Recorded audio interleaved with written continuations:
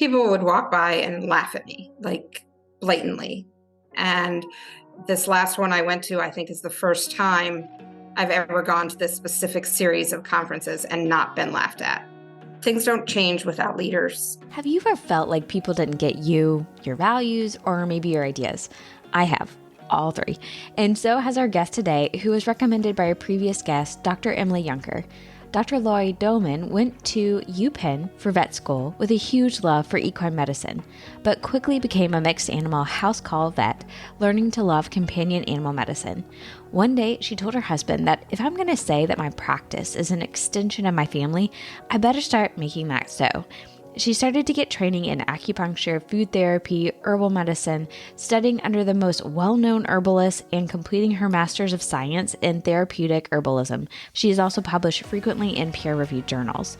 Realizing there was a huge gap for training and continuing education on veterinary herbal medicine, she created the only hands-on veterinary herbal medicine course for Western veterinary practices in the United States. I think there is something on the horizon for integrative practices. If you have ever wanted to learn in depth on integrative medicine, make sure to check out our course at purplemoonherbstudies.com and sign up before January 1st, as prices will increase then.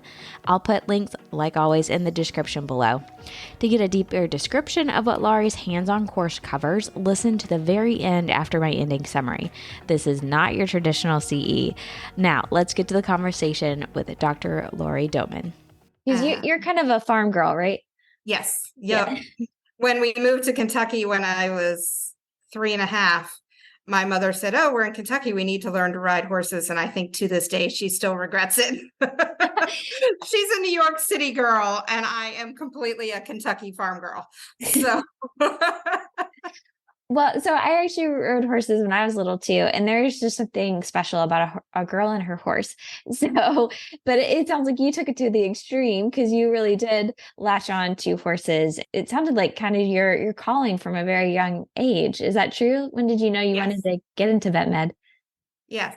It was always horses, and my mother is actually a nurse practitioner, so medicine kind of came from there.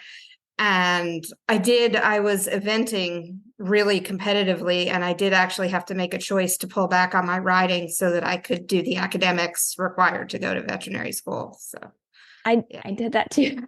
That's so funny. And I thought the other interesting things is, and again, back to when you were a young age, you got to hang around the barns, and you were working in barns. And I didn't even know that you worked with racetracks. You rescued a horse from the racetrack.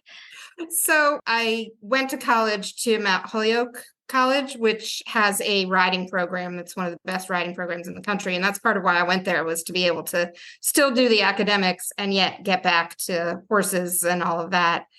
And by the time I graduated my undergrad, I had adopted a horse from the school, or she adopted me, to be more fair.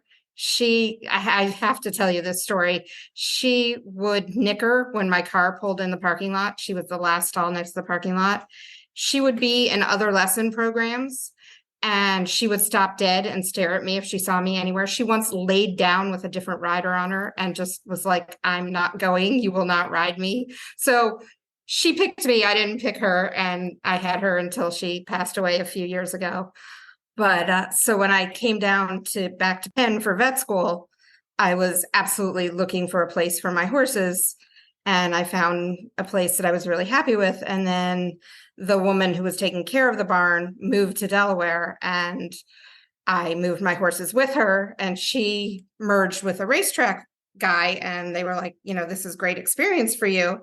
So I went to the racetrack and I worked, and I got to, shadow a vet there and exercise horses for money on the racetrack. And and in the process, in my third year of vet school, there was this horse that was just like stunning. I mean, just stunning. And I was in love with her. And one day her rider said to me, "He's about to send her to slaughter. Her knee is broken." And I stood in that man's barn until he gave her to me. And then I stood in that man's barn again until he gave me the papers for her. So she was legally mine. And I took the x-rays I was in third year large animal intensive. Penn does it where you do a quarter that's just intensive, large animal, intensive, small animal, and they're optional, or you can go early into rotations. But I was in large animal intensive, and I walked up to the lecturer that day, one of the surgeons. I said, "Can you fix this?" He said, "Yup." And I trailed her straight to surgery. So, and had her knee scoped. What a cool story. And it sounded like you had some really good mentors going through vet school when it came to like equine and large animal. Yes, Dr. Ross was the one Michael Ross did the surgery on my horse. And because she needed further joint injections, Adequan and such, he gave me privileges and the bandaging and all of that. He knew I knew how to do it for my own horse. So when I was in rotations, I did a lot with him anyway, because I thought he was excellent, which he is. And he let me do things that he didn't let other students do because he knew I had the experience and the knowledge to do it, having done it first on my own horse. So that was a really nice bonus of it all. The other thing that I heard, and I wanted to bring this up because when someone asked me, like, how was your vet school experience? I'm very honest and say it was probably one of the hardest 4 years of my life. And I think some people's knee-jerk reaction is like, "Oh, it was great." Okay. I know, right? It's like, but you had a very unique experience on the small animal side that I wanted to kind of ask you a little bit more about. And it wasn't the best experience, but I think it shows a lot about you and kind of being able to interpret the situation and say what felt right to you. And I don't know if that helped your next steps at all, but there was a rotation. I think you said it was internal medicine, where you had to talk to a client and you said that renal disease is not curative. Right. And they got upset with that comment. So you can elaborate if you want to tell more to that story, but I'm just kind of curious what that did to you and if that impacted you at all in your decisions kind of going forward. So as wonderful as I felt my experience at New Bolton was, not just because of Dr. Ross, but, I felt that it was warm and nurturing, and really I learned a ton. Was as awful as I felt UPenn's Small Animal Hospital was from start to finish. I felt the classes were unsupportive. And then we got into rotations. We'd never been taught to do a physical examination. Like, I'd never palpated an animal, and I was just turned loose and expected to do this.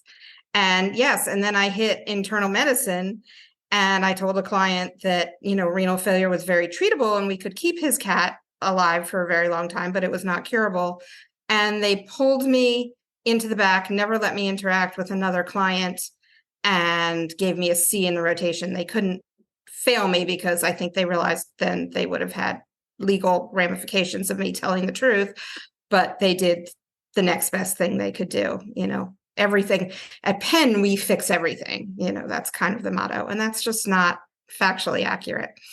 Did you have any type of, my guess is no, holistic or herbal or anything when you went into or going through vet school at all? Or So one of my friends now is a doctor named Dr. Judith Schumacher, and at New Bolton, she was known as the quack down the road, and everybody made fun of her. So that was my only experience, and she knows this. She and I have talked about it. She's, and we just laugh about it now. But yes, that was my only experience in veterinary school.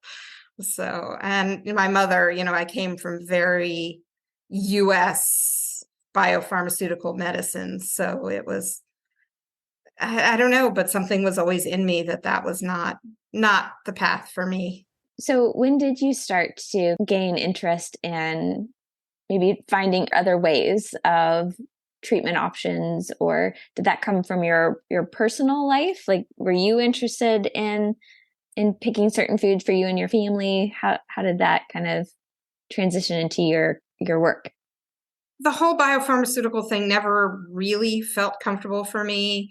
I always used fewer vaccines, less medicine, tried to find ways to go around it. I would never use a new pharmaceutical on the market unless it had been on at least 5 years, which in some cases probably saved a lot of my animals' lives. Some of the products ended up to be good, but you know how many things come on the market and they get pulled off very quickly. so I was never comfortable with that. And my best friend from vet school, Dr. Carol Falk, did an internship and then immediately went holistic. She went through the Chi University and did all the Chinese and kept saying, Laurie, you should do this. You should do this. And when my husband and I started having kids, I was already, like I said, judicious in vaccines and everything for animals. So we really researched vaccines. I made my own baby food, etc. And I said to him, I always say my practice is an extension of my family. And if it is, then I need to treat it accordingly. And with a 3-year-old and a 1-year-old, which my husband may still never forgive me for, I went back and retrained from top to bottom. And, I'm glad I did. So, and it's not that I don't use pharmaceuticals, I'm very integrative. It's just that now I have a lot more alternatives and a lot more tools in my toolbox, as a lot of holistic people like to say. So I have a lot more options. Hey, I think options are fantastic. The worst thing you want to get to is, well, it's either this really expensive surgery or nothing, so having options, I think, is important. You went right into a mobile practice after vet school as well. So yes. What kind of interests you in that type of practicing? So I planned to be straight equine. And then I moved down here to Delaware, which is farm country, and everybody has, a backyard farm, because I wasn't looking to do racetrack medicine, even though I had some experience in it. I had just enough experience to know that, it wasn't where my career was going. So it's all, backyard pet animals. And then they'd be like, well, can't you just look at my dog, or can't you take care of my barn cat, vaccinate my barn cats? And so it went from an equine practice to a mixed animal house call practice pretty quickly. And I found what I really liked doing were companion animals. So my practice name is Companion Animal Practice. And, it didn't really matter species. I didn't want to do working animals. I didn't want to do food animals. I wanted to do people's companions. And so then it became less about species and more. And I think that goes to the holistic too. And being in people's environment gives you a better examination, because you see so much more behavioral and lifestyle and what they're really eating and etc. You get a bigger picture when you're in their house, and you see them in their environment. So you see them as they are, not, the scared or angry or whatever animal that comes into a clinic. I mean, I did go on and have a clinic, but I think, I prefer house call medicine when I have the choice.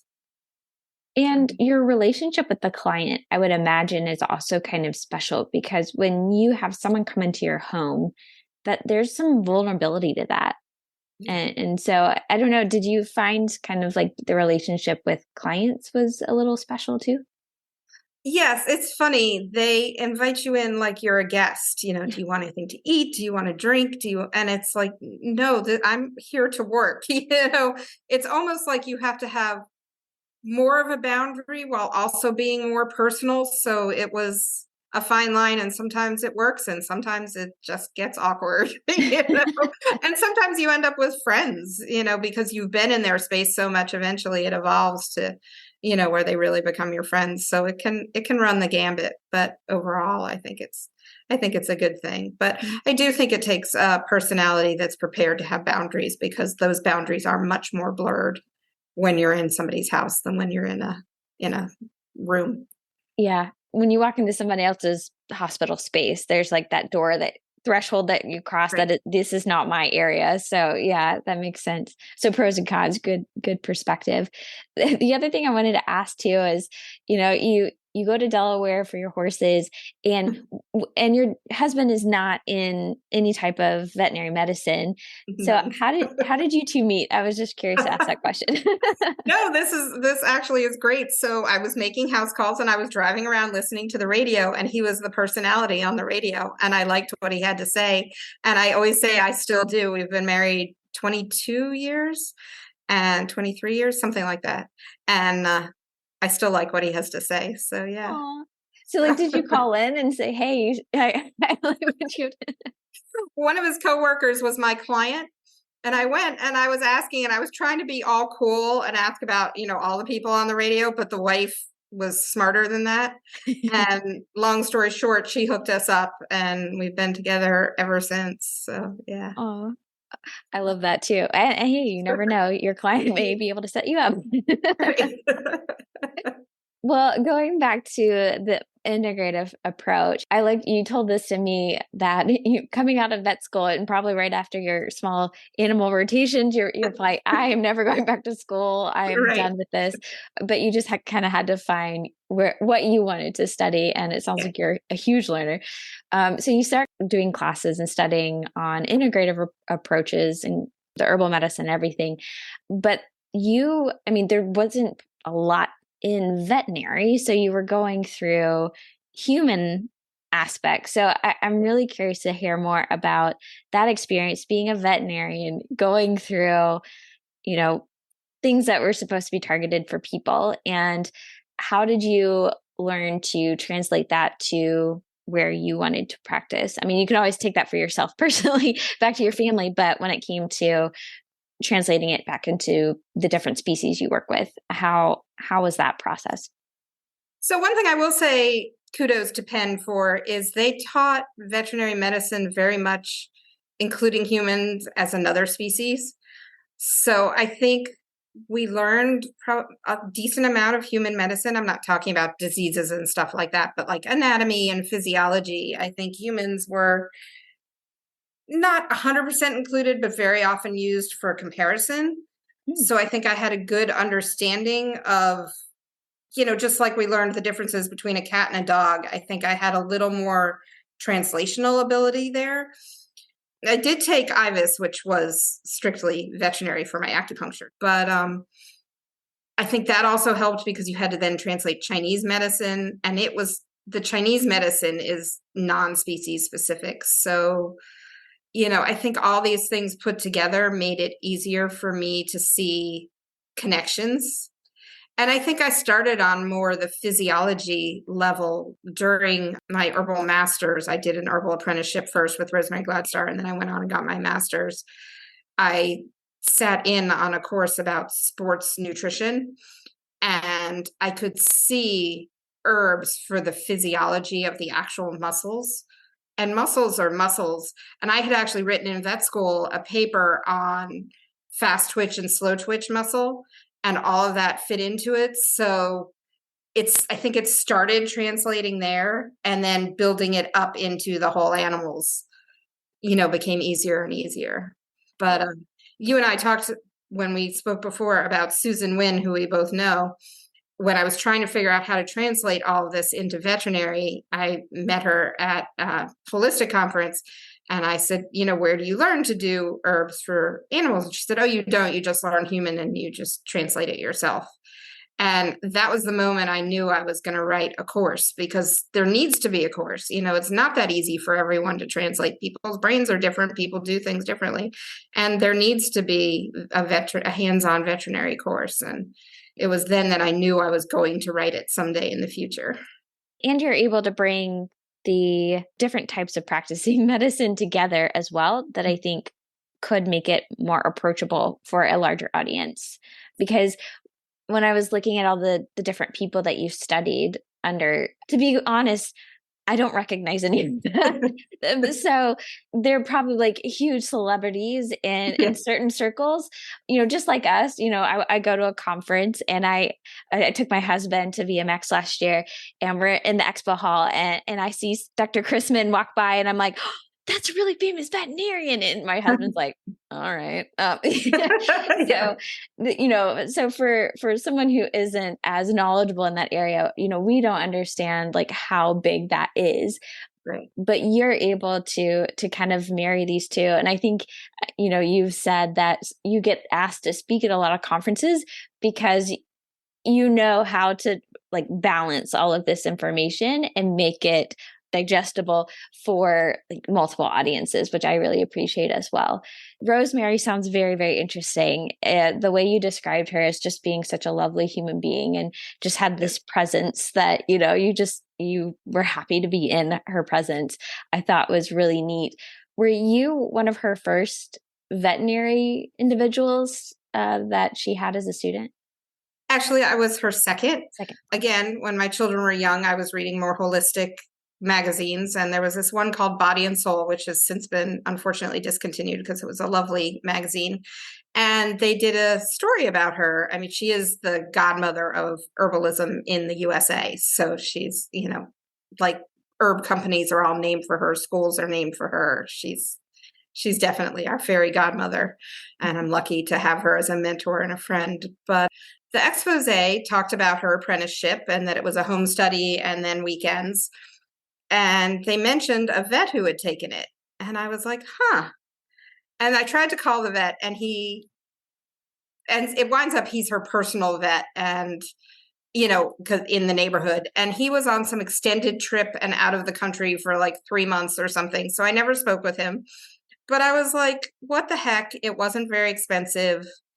And I started the home study, and I was like, this woman's a little quirky. I'll go to the apprenticeship. I've paid for it. And if I hate it, I just won't go back for all the weekends. And I like, it was instant love with her, with the course, with the material. The things that sound quirky on paper are what make her so beautiful as a human being.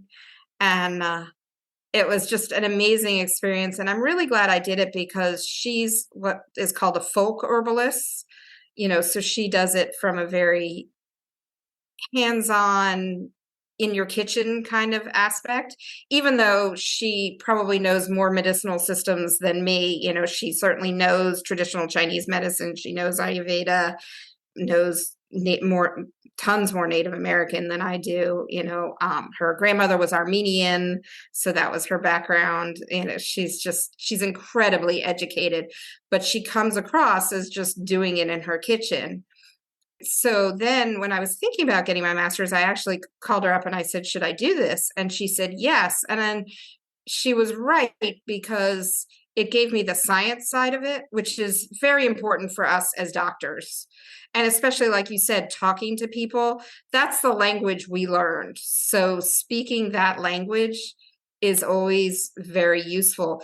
But I still teach the practical aspects from the folk way, which I think is better when you're working with the herbs. So I'm able, like you said, to marry. I think part of why I can marry things is because I learned 2 different ways of doing herbs. I learned a very didactic scientific way, and I learned a very down-home folk way. And so putting those together already had me putting, different schools of thought together. And I'm passionate about both. And just a funny aside story. So I was at a conference since I've spoken to you last, and a vet came up to me and he's like, I'm really interested in this. I'm really interested, but is there research? And I was sitting in front of my computer, and I said, sit down. I said, pick an herb. And he picked one that I had talked about in the lectures I gave. And I typed it into PubMed, and there were like 253 references.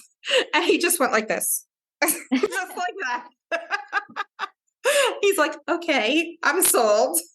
Like, yes, there is research. This is, they take the folk information and then study it and show the science behind it, which I think is kind of cool, that basically they're proving what we all already know about the plants. So I am fascinated by understanding how much research there really is. And a lot of these have been used for much longer than a lot of our traditional medicines have been used.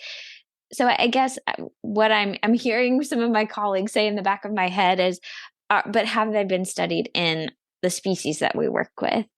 And so I guess when it comes to research in, like, say, cats or dogs, how comfortable do you feel there that we have the data that we need? Very comfortable. Very, very comfortable for 2 reasons. One is there is a decent amount of research out there. But 2 is, like you said, these medicines have been used for thousands upon thousands of years. And the cultures that have used them, including, all of our cultures, use them not only in humans, but in their animals. So the stories, the history is there, and the information where it can't be used in a certain species, where it's toxic, where the dosage is different, is already out there because of evidence-based medicine. And as vets, we don't realize how much evidence-based medicine we do. And this is something I lecture about. I don't know if you remember 10 or 15 years ago, maybe 20 by now, the FDA tried to say that we could only use drugs on label for species that they were labeled for. And Big Pharma came out and said, no, no, no, no, no, because we're not prepared to label euthanasia solution for every species that is out there. And so the FDA came back with, if you can find 3 vets that use it the same way you do, you are in compliance with the law. And that's where the law stands today for us as veterinarians. So every time we give a rabies shot to something that isn't a dog, a cat, or a ferret, because that's all that's on IMRAB, we know we are comfortable doing that, knowing evidentially, if that's a word, there are 2 other vets doing it the same way. In fact, there's thousands of vets giving horses IMRAB, right? But the law says we only have to find 3 vets doing it the same way.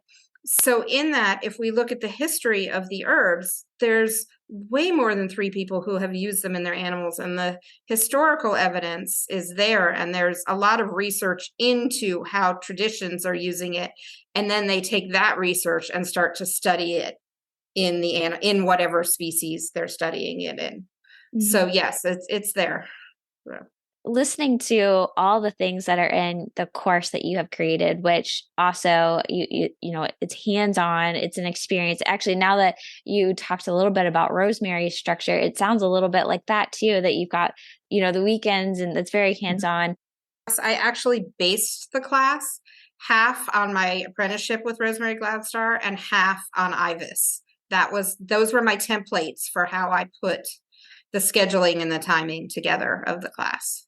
And you talked about one of the things that got you into holistic practicing was your belief of your work was an extension of your personal values. It was part of your family. And part of the sessions, when I was hearing all the different courses, which sound like so much fun, you had also like well-being sessions and healthcare. Yes, that was part of the whole experience as well. Would you like to speak a little bit about that and why you have that also incorporated into your courses? I actually can't take credit for that. I co-wrote the course with Dr. Chris August, who comes from Waldorf schools, and she also has a graduate diploma in veterinary herbalism online. So she knows the herbs as well as I do. And the Waldorf experience kind of gave her the hands-on, because they did a lot of stuff with herbalism and with plants in that. So she came at it differently, but similarly in a strange way. But she's always been about self-care. She is a hospice certified vet. She actually wrote part of the hospice course in the hospice text. And I think that hospice is kind of ahead of the rest of us on looking at that. I think if you do hospice and end of life, you need to really take care of yourself. But I'm very linear. So my course would have been a lot more rigid and more straightforward. And she really brought in, for herbalism would have still been folk, but she really brought in the extras and the beauty and the softening of it. And some of that is self-care. And as we look at Not One More Vet and all these kinds of things, and we see how important it is to take care of ourselves, that part of the course has gained importance for me. And I've had students who've said, I only signed up for this because it had the self-care part. And also where we teach, I was really tied to teaching in the Outer Banks of North Carolina. And the first time I brought Chris down, it was right after hurricane. And I mean, the place was just a disaster, but it was when she could come and when we had planned. And even seeing it at its worst, she was like, this is perfect. This is part of self-care. And being there really is. We do gratefulness in the morning, every morning. What are you grateful for today? And people are like, I can't think of anything new. I too am grateful for walking on the beach this morning. I too am grateful for seeing the sunrise over the ocean. And I just had a student recently who was taking a few of my classes, and she called me up on a Monday, and class started on a Friday, a standalone class. And she said, do you still have room? I just need a weekend at the beach. So the beach is part of the self-care. We do have self-care in it. And part of it is too, we are overworked. We are stretched thin as veterinarians. It's part of our personality. It's part of what attracts us. So like in our food self-care, I teach making foods simply that are healthy and more nourishing and less expensive, and, stupid things like making your own almond milk. And it's not stupid if you've never done it and you don't know how easy it is to make your own peanut butter and your own almond milk and whatever. So teaching some of these simple skills goes a long way for people in their self-care. And, we do breathing exercises, and had somebody else who made house calls, and he said whenever he'd get tired, he'd get out and on the side of the road and do breathing, and we do stretch breaks, and he'd do some of the exercises, he'd morph them into what worked for him. And he would just stop on the side of the road doing breathing and exercises, and it makes him safer while he's driving around. So that makes my heart happy. So what is it that you like best about teaching?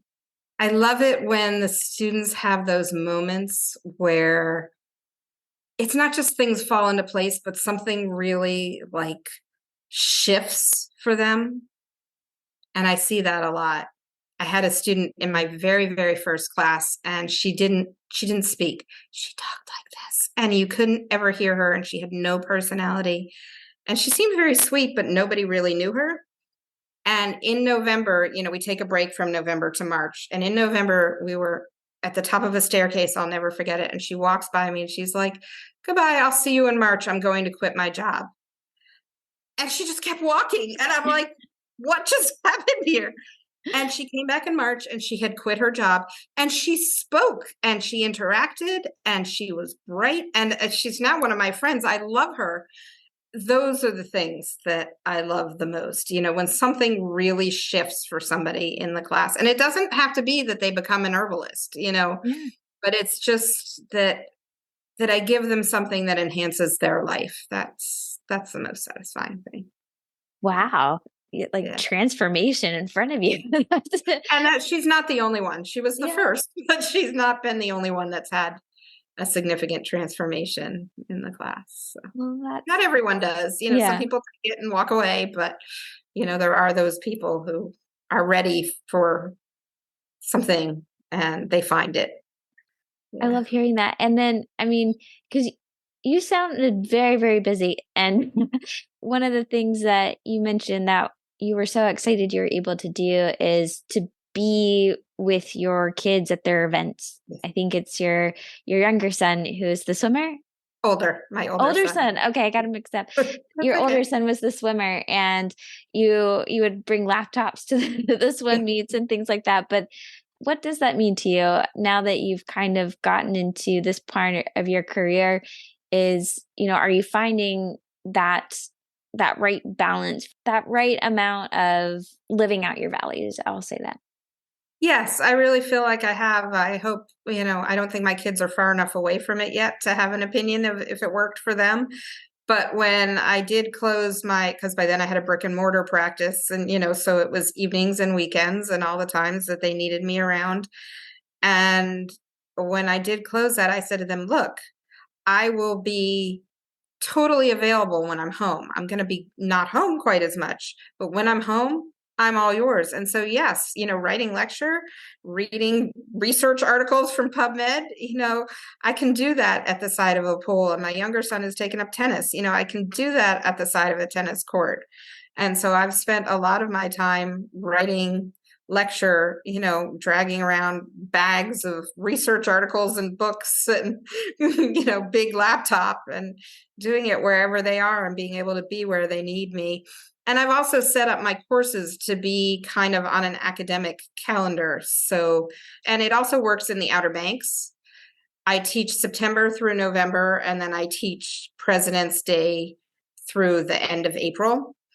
The Outer Banks, in the summer, it's expensive, it's crowded, it's not a good time to be down there. And in the winter, from Thanksgiving until President's Day, everything shuts down. That's when the locals take their vacations and things like that. So it's not a great time to be down there. So between that schedule and kids' schedule, it works. So like I came home a week before Thanksgiving. And, I was able to have Thanksgiving and see my college son and go to one of his swim meets and just be able to be really present with him and enjoy time with him. And it's been really a good schedule, I feel like. Again, I mentioned that you do lots of talks where you're presenting to lots of different audiences, but especially in the veterinary community. I'm excited to be in a time where I think there are so many different possibilities to live out different careers that feed your values, feed your interest. You, with this veterinary background, you can go and do whatever. But sometimes it can be hard to do things that are non-traditional, that are outside of the box. That's why I have this podcast, is talking about, it is okay. You think outside that box. But because it can be hard to do things that people don't quite understand because you don't fit their definition of what's in their head. Going into integrative medicine, it's not the streamline. So have you experienced those times when people just didn't understand? And how did you deal with that so that we can kind of share that with people who might also want to try something that's a little bit different? I think you have to have a thick skin, and I think you have to be centered in who you are and not let other people determine your value and all of that. I mean, I think that's just the bottom line. But I will say this, when I started and I would go to traditional biopharmaceutical veterinary continuing ed conferences, people would walk by and laugh at me, like blatantly. And it's funny you say this because I said to one of my good friends that I go to conferences with, this last one I went to, I think is the first time I've ever gone to this specific series of conferences and not been laughed at all by anybody. I think the tide is really turning, and somebody has to make that tide turn. And it's not just me. I mean, there are lots of other fabulous veterinary herbalists. I am not alone in this venture. And I think that helps too. When you go back to your 3, as I tell my students, I can name way more than 3 herbal vets that are using, Gymnema for diabetes, for example, and that not just my students, people who were using it way even before me. I have a set of mentors in the veterinary world too. Having that community helps, but I think just, you have to know that you're doing something important, and somebody has to lead in these things, or things don't change without leaders. So I'm comfortable being part of the forefront of that. That was beautifully said. Thank you. Before we go into our final questions, is there anything else that you have on your heart or mind when it comes to just the veterinary community in general? Anything you're either excited about for veterinary medicine or something maybe that you just want to share, kind of words of wisdom to colleagues? I do want to say to colleagues that I get a lot of people who comment that their clients are using herbal supplements. The traditional thing you hear from people who aren't interested in herbs is either that they don't work or that they're toxic. Well, first of all, nothing can not work and be toxic at the same time. That's, it's either having an effect or it's not. And one of the things that I think is really important is herbs are medicine. In fact, 75% of our top 150 biopharmaceuticals are derived from plants. The difference is a biopharmaceutical is one phytochemical and the plant has multiple, but we're still focused on that same primary chemical. So it's really not that different. People think it's something completely different, but it's really the start of pharmaceutical medicine, unquestionably. I think that's really important. And in that, I think that we get sued for everything, right? The kid gets roundworms because they declined dewormer and it's our fault. And in the same way, there are contraindications and drug-herb interactions because herbs are medicine and things like that. And I'm concerned that our colleagues are going to get sued for not knowing enough about herbs. And I'm not saying they need to take a class on the level of mine if they're not looking to practice herbal medicine. But I think that vets need to figure out what these herbs are doing and figure out what effects they're having when they're prescribing medicines before terrible things happen. So the inner nutritionist always comes up in me. It says, this is why it's so important to get a really good diet history, including all supplements and everything. And then Yep. once you have that, then you at least know where you're starting from. What are there like some like quick references if they're in the middle of something, a client comes in, they're on an herb, they have no idea what this means. Is there a reference that in clinic they can refer to? So there's one book out. I'm actually in the process of writing a book because it's a little outdated and the authors have chosen not to update it. But it's a really, really great text, and it's called Veterinary Herbal Medicine by Barbara Frugere and Susan Wynn. And it has a whole section of each herb, and in that it has a safety section. So if you have nothing else, have that on your shelf, look up the herb, just read the safety, and you'll know a lot. But the other thing that happens is, where are they getting their herbs from? We teach quality control, and that's huge because herbs are dietary supplements, so everybody can sell them, and everything's not quality. And one thing that the veterinary industry has is called NASC, and it is really the oversight of all veterinary supplements. And if it has that label, then it's a good quality product. And if it doesn't, well, then I will not have any comment about it because I don't, unless I'm personally familiar with the company. I have herbal colleagues who are like, well, I have to research every company for everything my client brings in. No, you don't. Any more than you have to research the Clavamox they're getting from Mexico, that's not Clavamox, right? I mean, I sell the herbs I sell because I know they're good, they're effective, they're what they say they are, etc. It is not my job to research what you are getting off Amazon. And I think, we need to know the good companies and what's quality and work with that. And one company that's really excellent that has a whole veterinary department is called Herbalist and Alchemist. And they have, they have wholesale accounts and all of that, and they support you and teach you not the medicine of it, but, they help you in getting started in an herbal practice in terms of the product. Well, thank you so much. I just have a final few questions for you. Sure. Is there anything that people get wrong about you?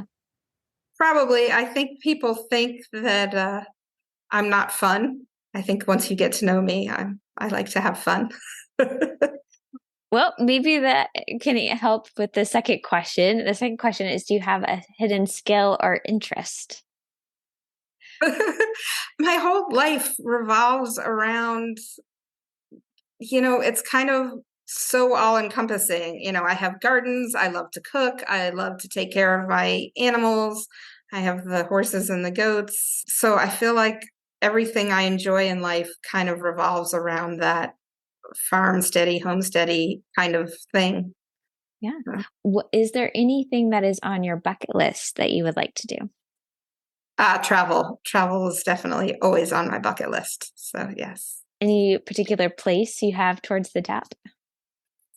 Probably. There's so many places I want to go.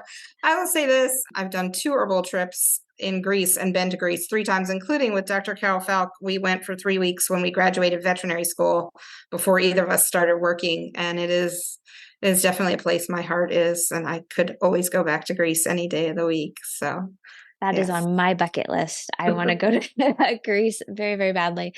Email me when you do. I've been 3 times. So. And finally, what is something you are most grateful for?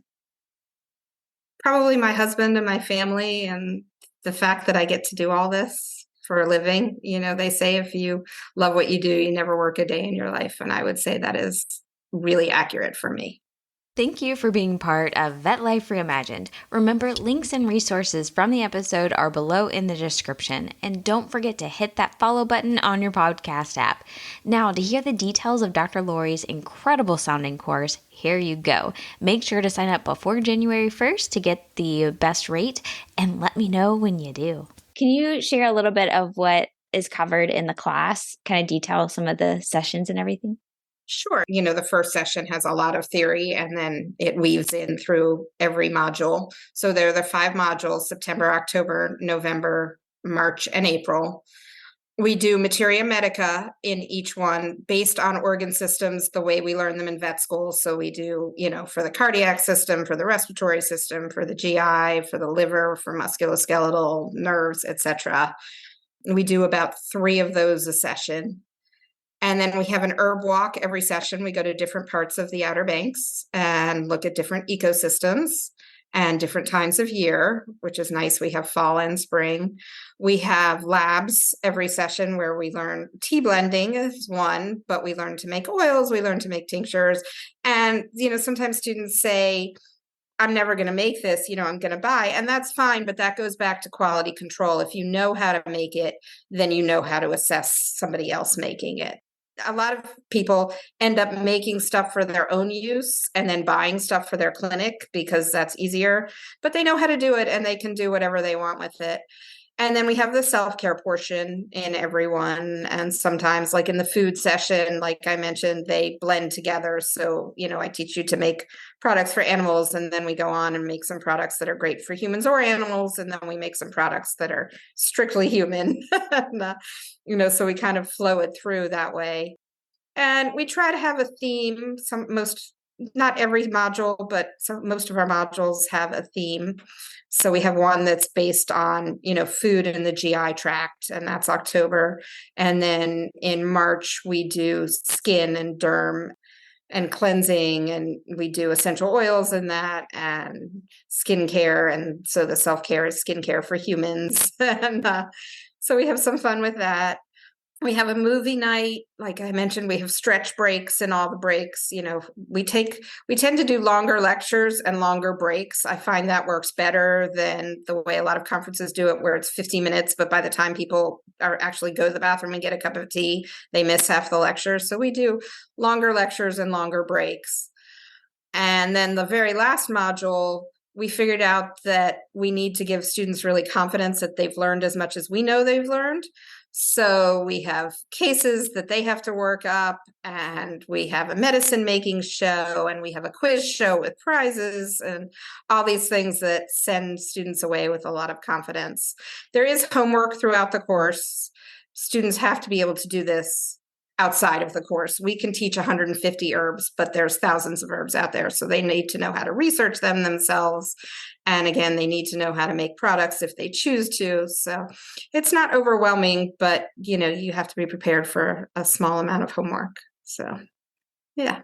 Yes, it sounds like so much fun.